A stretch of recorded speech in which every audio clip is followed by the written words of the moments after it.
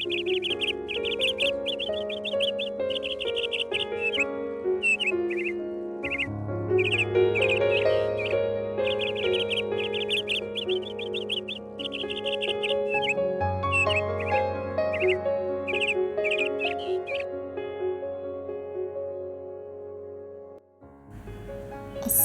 আলাইকুম। আমি কামরুন নাহার চট্টগ্রাম থেকে বলছি। বাংলাদেশি ব্লগার কামরুন নাহার ইউটিউব চ্যানেলে আপনাদের সবাইকে আবারও একবার স্বাগত। প্রতিদিনের মতো নতুন আরেকটি ব্লগ নিয়ে আপনাদের মাঝে চলে এসেছি। আসলে ঘুম থেকে ওঠার পর কাজের তো আর শেষ থাকে না, একটার পর একটা কাজ করতেই হয়। আর তার মধ্যে সবচেয়ে গুরুত্বপূর্ণ কাজ হচ্ছে বিছানা গোছানো। বিছানা যদি গোছানো থাকে মনে হয় যে সংসারের অনেকটা কাজ করে ফেলছি। তো ঘুম থেকে উঠে প্রথমেই আমি বিছানাটা গুছিয়ে আমি আমার বেডরুমটা ঝাড়ু দিয়ে নিচ্ছিলাম। আসলে আমি ওইভাবে আপনাদের মাঝে তেমন একটা শেয়ার করি না ঘর ঝাড়ু দেওয়া, বিছানা করা। তারপরও যেহেতু আমার ব্লগ রিলেটেড চ্যানেল, মাঝে মধ্যে তো দেখাতেই হবে। আর আমাদের মেয়েদের তো বেশি সুবিধাজনক জায়গা হচ্ছে রান্নাঘর।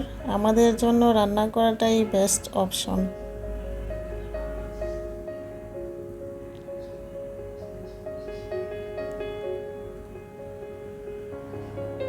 তারপর এখানে চলে আসলাম, অফ ক্যামেরায় নাস্তা পানি যা খাওয়ার খেয়ে ফেলছি আপনাদেরকে না দেখিয়েই। আম নিয়ে আসছিলাম বাজার থেকে, তো ভাবলাম আমগুলা কেটে নিই। আমার বয়সে, এতটুকু বয়সে একসাথে এতগুলো আম কখনোই কাটা হয়নি, যার ফলে আমার দুইটা হাত একদম কি বলবো, লাল তো হয়েছেই, আর মানে জ্বালা পোড়া শুরু হয়েছে এরকম।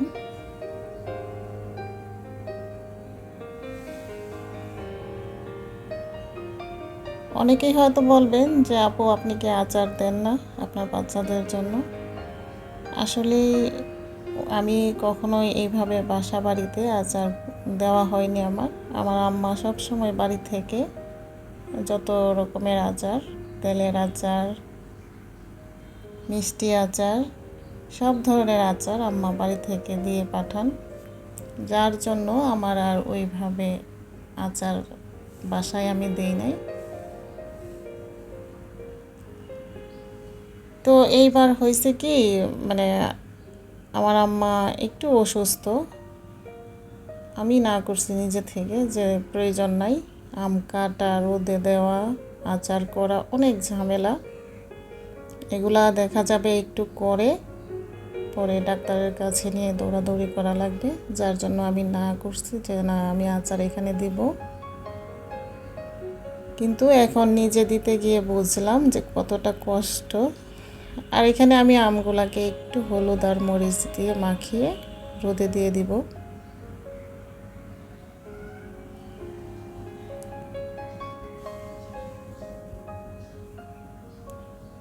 তারপর তো এই যে প্রতিদিনের মতো রান্না বান্না রুটিন মাফিক যে আমাদের গৃহিণীদের কাজ, এগুলো তো করতেই হবে।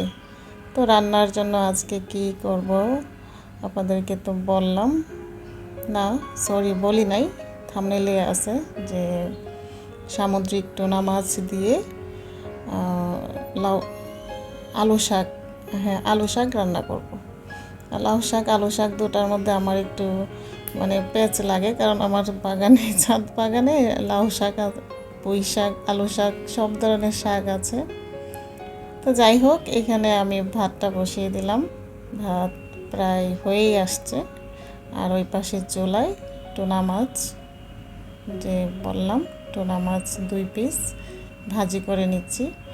আসলে এই মাছের সাথে আমার অনেকটা মানে কি বলবো, প্রথম যখন এই মাছ আমি নিয়ে আসছি বাসায়, আমি তো জানি না এই মাছটার যে চামড়া ফেলে খেতে হয়। তো আমি কি করছি, নর্মালি ওইভাবে যে মাছগুলো কাটা হয় ওইভাবেই মাছগুলোকে পিস পিস করে কেটে নিছি। রান্না করে দেখি যে কাঠের মতো শক্ত। আসলে তো ব্যাপারটা বুঝতেছি না, কি ব্যাপার এরকম কেন লাগতেছে। মাছ তো এরকম হওয়ার কথা না, এমন শক্ত লাগতেছে কেন? কাটার সময় কিন্তু এতটা শক্ত লাগে নাই। তো যাই হোক, রান্না করছি, কিসের খাওয়া, ফেলে দিলাম। তো এক ভাবির সাথে গল্পে গল্পে বললাম যে ভাবি এরকম এরকম আমি মাছটা নিয়ে আসছিলাম। আমি তো আসলে সামুদ্রিক মাছ তেমন একটা কখনো খাওয়া হয়নি, এখানে আসার পরেই আমার এই মাছটার সাথে পরিচয়। আমি কিন্তু জন্মের পরেই মাছ দেখি নাই।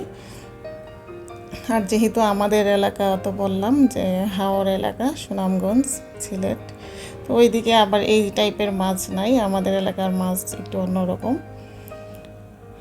তো ভাবি বলতেছে আপনি কিভাবে রান্না করছেন? আমি বললাম যে ভাবি আমি তো এইভাবে এইভাবে মাছটাকে কাটলাম, মানে চামড়া ফালাই নাই।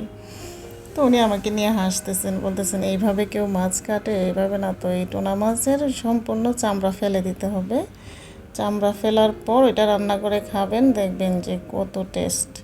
আসলেই মাছটা কিন্তু অনেক টেস্ট। আমি রান্না করার পর, খাওয়ার পর বুঝলাম কিছুটা ইলিশ মাছের ফ্লেভার আসে, মানে ইলিশ মাছ যেমন একটা সেন্ট, ওরকম একটা ইলিশ মাছের একটা ফ্লেভার আসে এই মাছটা রান্না করলে। তো যাই হোক, আপনাদের সাথে গল্প করতে করতে তো অনেক দূর চলে আসলাম, রান্নাও স্টার্ট করে দিলাম। এই যে 2 পিস টুনা মাছ, এটা শুধু আমার জন্য, বাচ্চাদের জন্য তো মানে যদি ইচ্ছা করে এখান থেকে একটু খাওয়ানো যায় খাবে, না হয়তো সম্ভবই না। ওদের জন্য মুরগির মাংস রান্না করব। তো 2 পিসই দিলাম, কারণ এই 2 পিস আমার পেটেই যাবে, আমাকেই খেতে হবে, আর কেউ খাবে না। তো এখানে আমি কিভাবে রান্না করলাম তো আপনারা দেখলেন। পেঁয়াজটা প্রথমে ভেজে একটু রসুন দিলাম, তারপর পরিমাণ মতো লবণ, হলুদ, মরিচ দিয়ে মশলাটা কষিয়ে মাছটা দিয়ে প্রথমে একটু কষানোর পর শাকটা দিয়ে দিছি। তো এটাকে ঢেকে দেওয়ার পর উপরে আমি আবার একটু লবণ দিছি, তো দিয়ে তারপর ঢেকে দিছি। কিছুক্ষণ পর দেখবেন যে শাক একদম মানে এক কড়াই শাক কতটুকু হয় দেখবেন। আর শাকটা তো অরিজিনাল আমার ছাদ থেকে ওঠানো, একদম হাতের, কোনো রকম সার কীটনাশক কোনো কিছু নাই, একদম অর্গানিক। আর খেতে কিন্তু অনেক মজা হয়েছে, কি বলবো আপনারা যদি খেয়ে দেখতে পারতেন তাহলে হয়তো বা বুঝতেন, কিন্তু এমনিতে দেখলেও বুঝবেন যে কতটা লোভনীয় হয়েছে রান্নার পর। তো যাই হোক, ভিডিওটি দেখতে দেখতে এই পর্যন্ত যারা চলে এসেছেন তাদের সবাইকে অনেক অনেক ধন্যবাদ। আর যে আপু ভাইয়ারা আমার রেগুলার ভিউয়ার্স আছেন তাদেরকেও অনেক অনেক ধন্যবাদ। তারা আমাকে অনেক সুন্দর সুন্দর মোটিভেশনাল কমেন্ট করেন, তাদের প্রতি আমি অনেক কৃতজ্ঞ। আর যারা নতুন আছেন আজকে আমার চ্যানেলে, তাদেরকে বলবো যদি ভালো লাগে অবশ্যই চ্যানেলটি সাবস্ক্রাইব করে আমার চ্যানেলের পাশে থেকে যেতে পারেন। আপনাদের একটু মানে যতটুকুই মানে আপনাদের সাপোর্ট পাই, এতে করে কিন্তু আমার অনেক উপকার হবে। আপনারা আমাকে একটু সাপোর্ট করবেন, আপনাদের সাপোর্ট আমার খুব প্রয়োজন। কেননা কারো সাপোর্ট ছাড়া কেউই সামনের দিকে আগায় যেতে পারে না। তো দেখতেই তো পাচ্ছেন কড়াই ভর্তি শাক, আর এখন কতটুকু হয়েছে। তো এই পর্যায়ে আমি এখানে দিয়ে দিলাম কাঁচামরিচ। ধনেপাতা অ্যাড করতে পারতাম, কিন্তু ধনেপাতা দিলে না মানে শাকের যে একটা ফ্লেভার ওইটা আমার কাছে লাগে না। আমি ধনেপাতাটা তেমন একটা খাই না, আর যেগুলাতে না দিলেই নয় ওইগুলাতে দিই শাক। তারপরে যে আরও অনেক ধরনের খাবার আছে, এগুলাতে আমি ধনেপাতাটা খাই না। তো যাই হোক, আপনারা তো দেখলেন কেমন হয়েছে আমার আলু শাক দিয়ে সামুদ্রিক টুনা মাছের রেসিপি। দেখতে যতটা সুন্দর, খেতেও কিন্তু ততটাই মজা হয়েছিল। আর বাচ্চাদের জন্য কি রান্না করব, ওরা মানে নিয়মিত যেটা খায় আর কি, মুরগির মাংস।